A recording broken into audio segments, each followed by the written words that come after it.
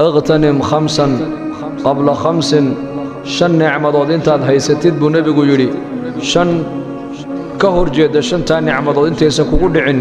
uga faa'iideysa buu nabigu sallallahu alayhi wasallam aakhiradaada firaaqaka qabla shughlika intaad gacan bannaan tahay ee wax ku mashquuliye wali aanad helin firaaqa ka faa'iideyso haddaad barri aad mashquul noqotid firaaqa maanta aad haysatid ma haysanaysid intaanad mashquul noqon ka hor firaaqaaga uga faa'iideyso intaanad ka mashquulin ilaahay taacadiisa ghinaaka qabla faqrika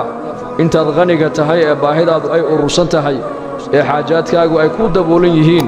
intaynay baahi ballaaran kugu dhicin oo taacadda ilaahay ku seejisana ghinadaada uga faa'iideyso sixataka qabla saqamika buu nabigu yidhi intaad caafimaadka haysayd caafimaad qabtid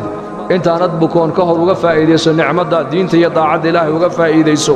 xayaataka qabla mawtika intaad nolosha aad haysayd weli aanad dhiman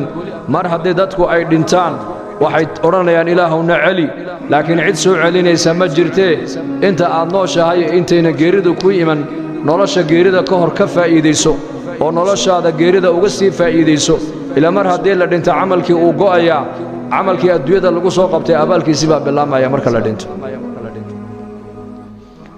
shabaabaka qabla haramika intaad dhallinyarada aad tahay ee xoogga aad tahay iyo uga faa'iideysa intayna da'du kugu imaneed aanad gaboobin